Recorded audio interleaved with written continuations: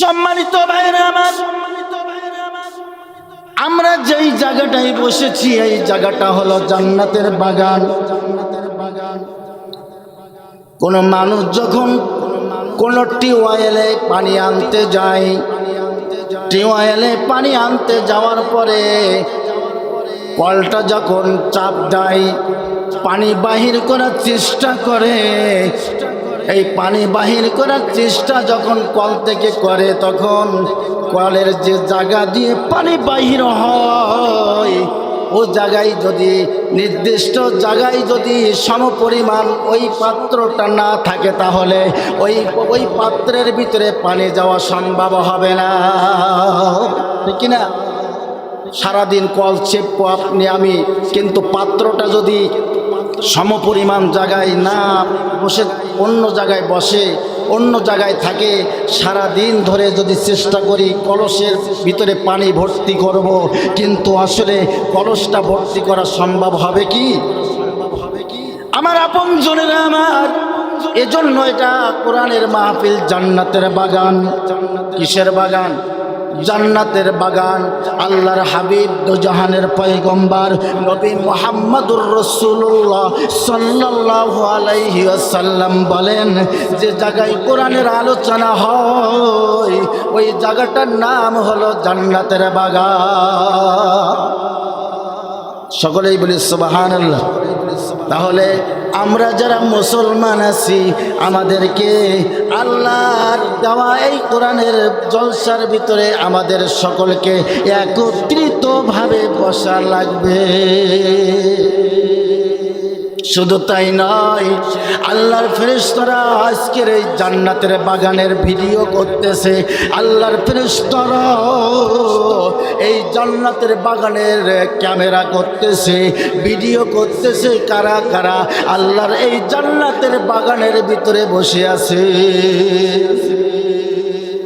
সম্মানিত ভাইরা আমার, এজন্য আমরা যারা এখনো এদিক সেদিক ঘোরাফেরা করছি, আল্লাহর জান্নাতের বাগানের ভিতরে বসে আল্লাহর ফেরেশতার ক্যামেরার ভিতরে বন্দী হয়ে যাও। সম্মানিত আমার আপনজনেরা, আল্লাহ রাব্বুল আলামিন তিনি আমাদেরকে পবিত্র কোরআনুল কারীমের ভিতরে আমাদেরকে জানাই দিয়েছেন সূরাতুল বাকারার 28 নম্বর আয়াত। কত নম্বর আয়াত বললাম? 28 নম্বর আয়াত সূরাতুল বাকারা। কোরআনুল কারীমের ভিতরে সর্ববৃহৎ সূরার নাম হলো সূরাতুল বাকারা। এর চাইতে বড় সূরা কোরআনুল কারীমের ভিতরে আর নাই। সবচেয়ে বড় একটা সূরা, যেই সূরাটার নাম হলো সূরাতুল বাকারা। বাকারা শব্দের অর্থ হলো গাভী। কি বললাম? বাকারা শব্দের অর্থ হলো গাভী। এই গাভী নামের সূরাটা সবচেয়ে বড় সূরা, যেই সূরাটা আল্লাহ রাব্বুল আলামিন কোরআনুল কারীমের প্রথমেই আমাদের কাছে উপস্থাপন করেছেন। এই কোরআনুল কারীমের ভিতর থেকে সূরাতুল বাকারার 28 নম্বর আয়াতে কারিমা তেলাওয়াত করেছি।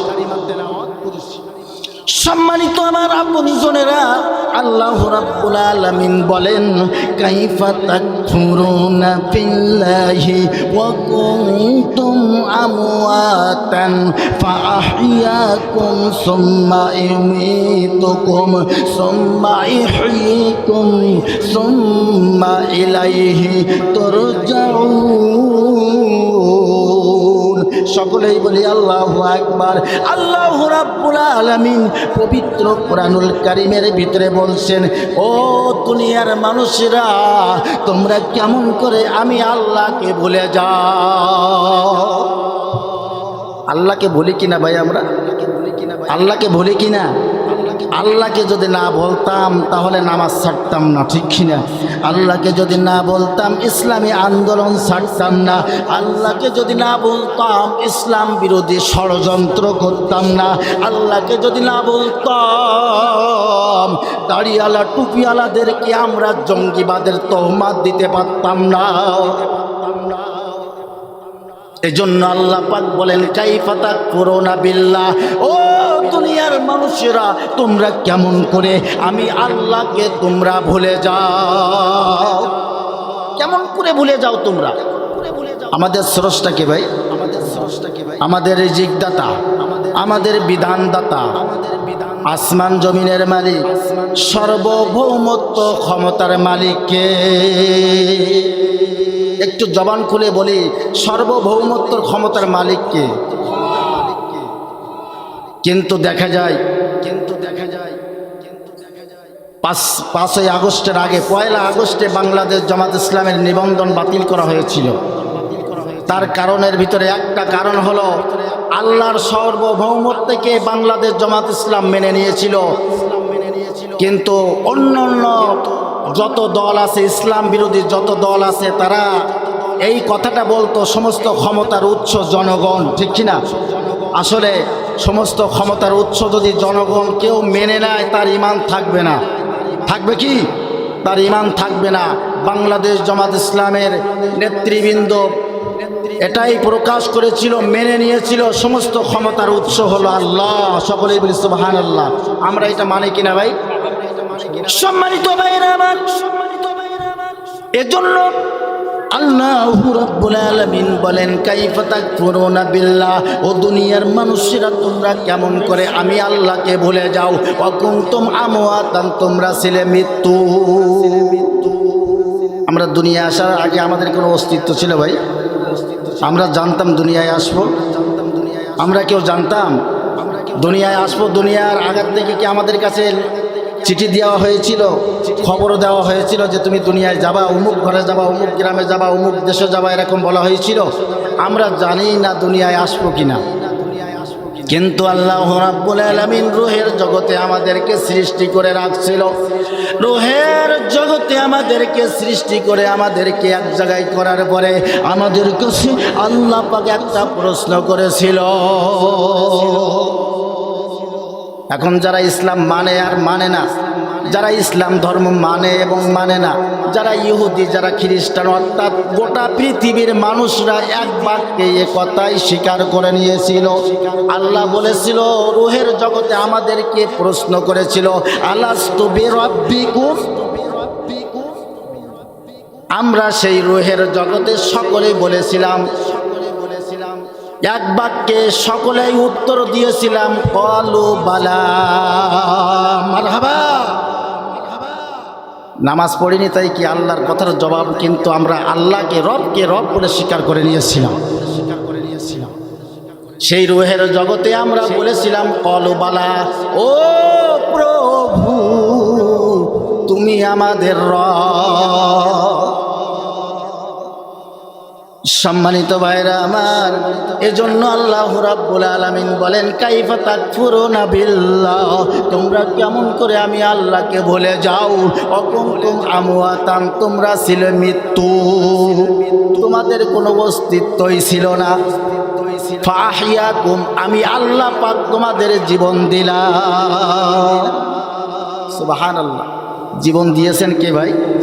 আপনার আমার নেতাকে জীবন দিয়েছে? দুনিয়ার কোনো মানুষ আপনার আমার জীবন দিয়েছে? দুনিয়ার কেউ জীবন দেয় নাই। জীবন দেওয়ার মালিক হলেন একজন, তিনি হলেন কে? ফাহিয়াকুম, তিনি আমাদেরকে জীবন দিয়েছেন। সুম্মা ইউমিতুকুম, এই জীবন দেওয়ার পরে আমাদেরকে আবার মৃত্যু দেবে। মৃত্যু হবে কিনা? আমাদের মরবে সকলেই। অনেক বড় বড় নেতা দেখি, ওবায়দুল কাদেরের নেতা, খেলা হবে, ঠিক কিনা? এই নেতা মনে হয় মরবে না। পালাবে কোথায়? পালাবি কোথায়? পালানোর জায়গা নাই। ইঁদুরের গর্ত পর্যন্ত খুঁজে পায় না, যেই ইঁদুরের গর্তের ভিতরে গেলেই পানি ঢালা শুরু হয়ে যায়, আবার উবুস কাটার চেষ্টা করে, ঠিক কিনা? এত বড় বড় নেতা দেখতেছি, আজও পর্যন্ত পৃথিবীর শুরু থেকে আজও পর্যন্ত যারা ইসলামের বিরোধিতা করেছে তারা এই পৃথিবীতে টিকে থাকতে পারে নাই।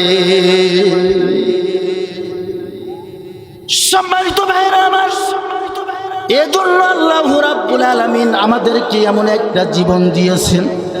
আগের মানুষেরা 100 বছর 200 বছর জীবন পেয়েছে। আমাদের আদি পিতা হযরতে আদম আলাইহিস সালাতু ওয়াস সালাম, আমাদের আদি পিতার নাম কি? অনেকেই ভালো করে জানে না যে আসলে কিটা। অনেকে মনে করে আদি পিতা মনে হয় মুজিবারও হইতে পারে, ঠিক কি না? জাতির পিতা যখন মুজিবার, তাহলে আদি পিতাও হলেও হতে পারে। কারণ হলো এই পৃথিবীতে সবচাইতে দেখি বাড়ানি দেখেছি আমরা, ওই মুজিবারের বিটিকেও দেখেছি। সম্মানিত আমার বন্ধুরা, এজন্য আল্লাহ রাব্বুল আলামিন তিনি আমাদেরকে আবার মৃত্যু দেবে। এই মৃত্যুর সাথেও পাঞ্জা লড়তেও আমরা রাজি আছি। এমন নেতা আছে আমার মনে হয় আজরাইল মনে হয় ভিটি বাড়িতেও ঢোকার সাহস পাবে না। গেলে হয়তো বা এমন মামলা দেবে, হামলা দেবে আজরাইলের নামেও, যেটা আজরাইলও ভাবি কোল পাবে না। কিন্তু এরকম যদি হতো তাহলে আজকের সমাজে কি হতো?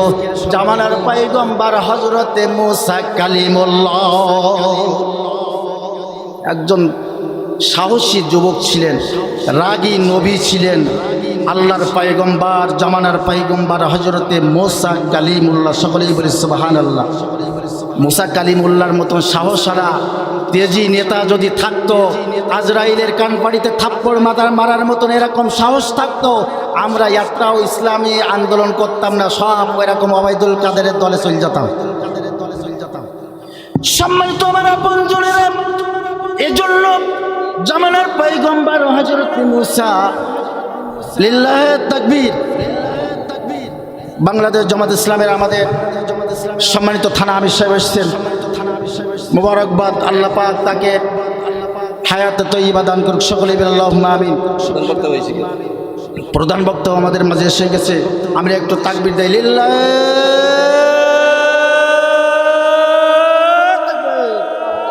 আল কোরআনের আলো, আল হাদিসের আলো, লিল্লাহে তাকবীর। সম্মানিত আমার আপনজনেরা, এজন্য জামানার পয়গম্বর হযরতে মুসা কালিমুল্লাহ আজরাইলের কানপাড়িতে থাপ্পড় লাগাইয়াছিল। এরকমভাবে আজকের সমাজেরও এরকম কিছু একটা নেতা যদি আপনার আমার মাঝে থাকতো, আমরা তার উম্মত হয়ে যেতাম। সর্বনাশ করেছে, দেখি যাও, আজরাইলের কানপাড়িতে থাপ্পড় মেরেছে, তাহলে ওই নেতার দল করবো না তো কোন নেতার দল করবো, ঠিক কিনা? জামানার পয়গম্বর মুসা কালিমুল্লাহ আজরাইলের কানপাড়িতে থাপ্পড় লাগানোর পরে রব্বুল আলামিনের দরবারে চলে গেছে। আল্লাহর দরবারে যে বলতেছে, ও রব্বুল আলামিন, আপনার পয়গম্বর জামানার পয়গম্বর মুসা আমার কানপাড়িতে থাপ্পড় লাগাইয়া দিছে, যার কারণে একটা চোখ আমার অন্ধ হয়ে গেছে। আল্লাহ পাক বলতেছে, ও আজরাইল, যাও যাও যাও, আমার বন্ধুর কাছে আবার চলে যাও। আজরাইল সহজে রাজি হবে? আজরাইল মনে মনে ভাবতেছে, একবার গেছে তো এক থাপ্পড় দিয়েছে, এক চোখ গেছে, এবার যদি যাই আর এক থাপ্পড় দিলি তো 2 চোখ গেল, আমার জীবন শেষ। আজরাইল আলাইহিস সালাতু ওয়াস সালাম রব্বুল আলামিনকে বলতেছে, ও রব্বুল আলামিন, আপনার পয়গম্বর জামানার পয়গম্বর মুসা আলাইহিস সালাতু ওয়াস সালামের কাছে একবার গেছি তো এক থাপ্পড় দিয়েছে, এক চোখ গেছে অন্ধ হই, আবার যদি যাই তাহলে কি অবস্থা হবে? আল্লাহ পাক বললেন, আজরাইল, যাও যাও যাও, আমার বন্ধুকে আবার সালাম জানাও। আমার বন্ধুকে যেই বলো একটা গাভীর পিঠের উপরে হাত রাখার জন্য, এই গাভীর পিঠের উপরে হাত রাখার ফলে আমার বন্ধু যত হাতের নিচে যতগুলো পশম পড়বে, আমার বন্ধুর হায়াত তত বছর বাড়াইয়া দেব। আচ্ছা, আমাদের কোনো নেতা যদি এরকম অবস্থা হইতো তাহলে কি করতাম আমরা? এখান থেকে 5 তারিখের আগে জামাত ইসলামের লোক খুঁজে পাওয়া যেত না, বিএনপির লোক খুঁজে পাওয়া যেত না। সব দেখো আওয়ামী লীগ, সব আওয়ামী লীগ, সব আওয়ামী লীগ, সব ছাত্রলীগ, যুবলীগ, ওলামা লীগ, লীগ আর লীগ, পুলিশ লীগ, দারোগা লীগ, ওসি লীগ, সব লীগ আর লীগ। লীগ সারাই করতে করতে লিখির দাম এখন বেশি হয়ে গেছে। সাইকেলের লীগ সারাই করতে গেলেও না 20-50 টাকা, যা আগে নিত 3 টাকা, ঠিক কিনা? সম্মানিত আমার আপনজনেরা, এজন্য আল্লাহ রাব্বুল আলামিন তিনি আমাদেরকে বলছেন, দুনিয়ার মানুষেরা রে, তোমরা কেমন করে আমি আল্লাহকে ভুলে যাও?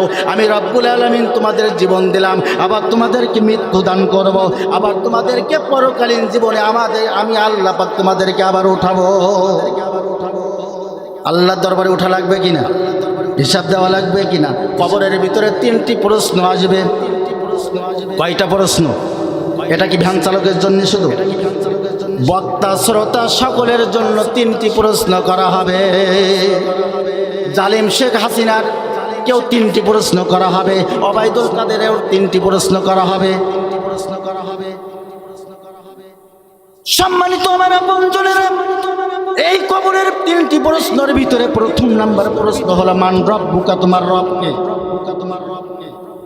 আমরা যখন নামাজে কোরআন তেলাওয়াত করি, সূরাতুল ফাতিহা পড়ি, এই সূরাতুল ফাতিহা তো আমরা সকলেই পড়তে পারি। আমরা সূরাতুল ফাতিহার ভিতরে বলি আলহামদুলিল্লাহি রাব্বিল আলামিন। রব শব্দ আছে কিনা ভাই? রব শব্দ আছে না? রব্বিল আলামিন। তাহলে এখানে রব শব্দটা ব্যবহার হয়েছে।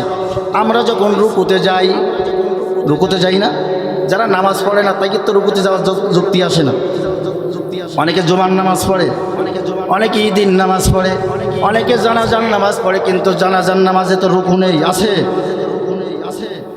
আমরা যখন রুকুতে যাই, এই রুকুর তাসবিহ আমরা পড়ি সুবহানা রাব্বিয়াল আযীম। রব শব্দ আছে কিনা? যখন সিজদায় যাই, সিজদার তাসবিহ পড়ি সুবহানা রাব্বিয়াল আ'লা। মারহাবা। রব শব্দ আছে কিনা?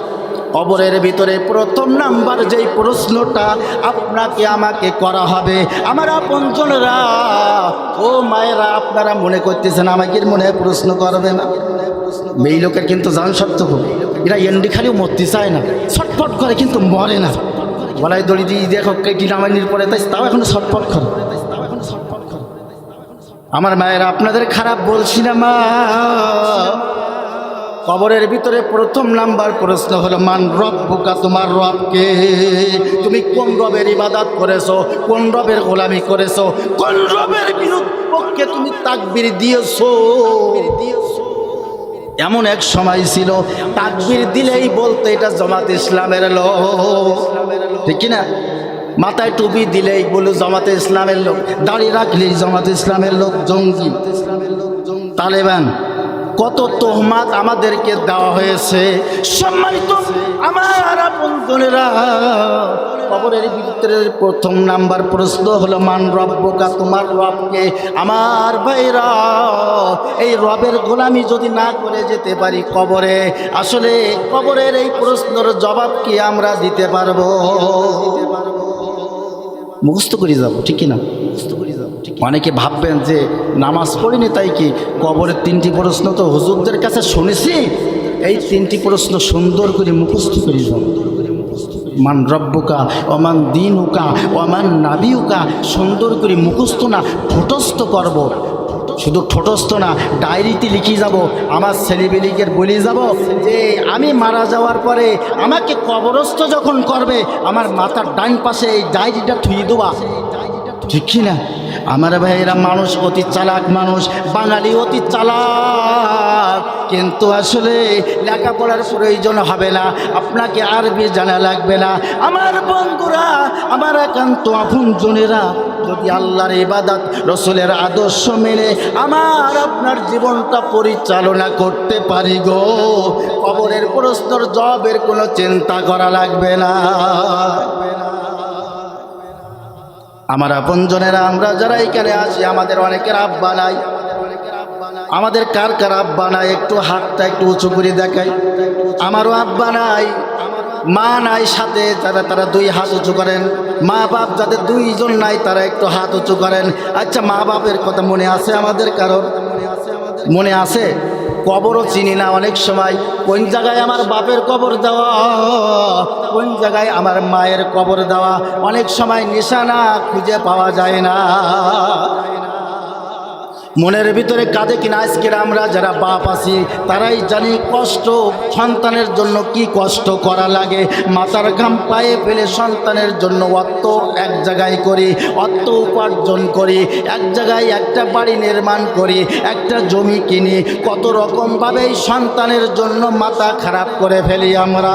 সম্মানিত আমার একান্ত আপনজনেরা, এই বাপ যদি বেঁচে থাকতো বাপের ঔষধ কেনার জন্য, বাপের বিছানা তৈরি করার জন্য, বাপের একটু খাদ্য দেওয়ার জন্য টাকা খরচ হতো কিনা? জনম দুঃখিনী মা, এই মা যাদের নাই, মা যারা হারিয়েছে তারাই জানে মা হারানো কি বেদনা। যারা বাপ হারিয়েছে তারাই জানে বাপ হারানো কত বেদনা। আবার একান্ত আপনজনেরা, এই জন্য আমাদের যাদের আব্বা নাই, জনম দুঃখিনী মা নাই, আল্লাহর নবী তো জাহানের পয়গম্বর নবী মুহাম্মদুর রাসূলুল্লাহ সাল্লাল্লাহু আলাইহি ওয়াসাল্লাম হাদিস বর্ণনা করতেছেন, মা মিউ ওয়ালাদিন বারয়ানজুরু ইলা ওয়ালিদাইহি নাজরাত রাহমাতিন ইল্লা কাতাবাল্লাহু লাহু বিহি বিকুল্লি নাজরাতিন হাজ্জাতান মাবরুরা আও কামা ক্বালান নবী সাল্লাল্লাহু আলাইহি ওয়াসাল্লাম।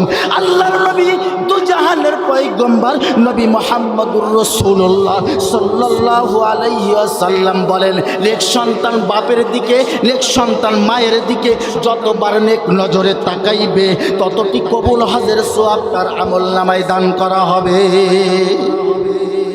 রাগ করতেছেন আপনারা? বাপ মার জন্য যেই আল্লাহর হাবিব যে হাদিসটা আমাদেরকে জানাই দিয়েছেন, এই হাদিস শুনে অনেকে রাগ করতেছে যে ভাব ভালো না হুজুর, মনে টাকা চাবা নেই না। বাপ কত কষ্ট করে আপনাকে আমাকে লালন পালন করেছে। জনম দুঃখিনী মা 10 মাস 10 দিন গর্ভধারণ করেছে, যেই মায়ের কলিজায় কত আঘাত মেরেছি। মা ভাত খাইতে বসেছে, এমন তো অবস্থায় সন্তান পেটের ভিতরে নড়াচড়া করেছে, লাত্তি মেরেছে কলিজায়, মা খাদ্য রেখে বিছানায় শুয়ে পড়েছে। এই জনম দুঃখিনী মা, আপনি আমি যখন আপনাকে আমাকে ডেলিভারি করার জন্য কত মা মারা গেছে, যাই কিনা? এখন সিজারের ব্যবস্থা হয়েছে, ভালো পেটটা ফেড়ে 2 খণ্ড করে ফেলতেছে শুধুমাত্র সন্তানের কারণে। এই সন্তান ডেলিভারি করার পরে, সিজার করার পরে শীতের রাতে সন্তান ডান পাশে প্রস্রাব করে দিয়েছে। মা দেখতেছে সন্তানের ঠান্ডা লাগবে, সন্তানের সর্দি কাশি হবে, সন্তান কষ্ট পাবে, এই জন্য ডান পাশ থেকে পরিবর্তন করে বাম পাশে নিয়ে আসছে। বাম পাশে রাত্রে প্রস্রাব করে দিয়েছে। মা সারা রাত ধরে বুকের উপরে করে ওই সন্তানকে রাত যাপন করেছে। এরকম ঘটনা ঘটে কিনা? আমরা যারা বড় হয়ে গেছি মনে করি যে আমাকে এরকম করিনি, ঠিক কিনা? আমাদের জন্য মহাব্বত ছিল না, এত কষ্ট আমাদের বাপ মা আমাদের জন্য করিনি, আমরা যেমন সন্তানের জন্য করি, এরকম মনে হয় কিনা? দেখবেন আমার আপনজনেরা, সন্তান যখন বাইরে সফরে যায়, মা যদি বেঁচে আছে আর বেঁচে আছে সেই জানে। আমার যখন মা বেঁচে ছিল, আমি মাহফিল থেকে চলে আসছি রাতে 1টার সময় 1:30টার সময়, বিবি ঘুমায় পড়েছে, মা বারান্দায় বসে আছে, গেটের ধরে আসলে মা বলতো খোকা বাড়ি আছে। আজকে জিজ্ঞাসা করার মতন যাদের মা নাই তারাই জানে মা হারানো কত বেদনা। সম্মানিত আমার আপনজনেরা, এজন্য আল্লাহর হাবিব তো জাহানের পয়গম্বর নবী মুহাম্মদুর রাসূলুল্লাহ সাল্লাল্লাহু আলাইহি ওয়াসাল্লাম বলছেন, নেক সন্তান পিতা মাতার দিকে যতবার নেক নজরে তাকাইবে ততটি কবুল হজের সওয়াব তার আমলনামায় দান করা হবে। সকলেই বলি সুবহানাল্লাহ। আমার একান্ত আপনজনেরা, আমি আলোচনা লম্বা করতে চাচ্ছি না, আপনারা আসলে বুঝতে পেরেছেন যে হুজুর আসলে কিছু চাবে। আল্লাহর হাবিব তো জাহানের পয়গম্বর বলছেন, মাম বানা মাসজিদান বানাল্লাহু লাহু ফিল জান্নাহ। আল্লাহর হাবিব আমার বলেন, যে ব্যক্তি দুনিয়ায় একটা আল্লাহর ঘর নির্মাণ করলো, আল্লাহ পাক তার জন্য জান্নাতে একটা ঘর নির্মাণ করে দিবে। সকলেই বলি সুবহানাল্লাহ। লিল্লাহ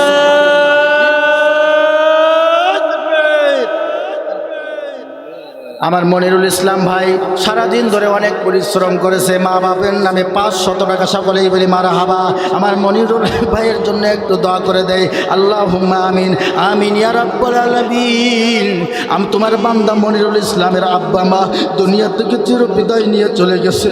আয় আল্লাহ, তার আব্বা আমার কবরটা জান্নাতের বাগান বানাইয়া দাও, আব্বা আমার কবরটা জান্নাতের বাগিচা বানায় দিয়ে দাও। আয় আল্লাহ তাআলা আমার মনিরুল ভাইয়ের আয় রুজিতে বরকত দিয়ে দাও, আমিন। আব্দুল গফফার ভাই 500 টাকা, আল্লাহ পাক আমার গফফার ভাইয়ের দানকে কবুল করে নিয়ে নাও। পরিবারের ভিতরে যারা অসুস্থ আছে সকলকে শিফা দান করে দিয়ে দাও।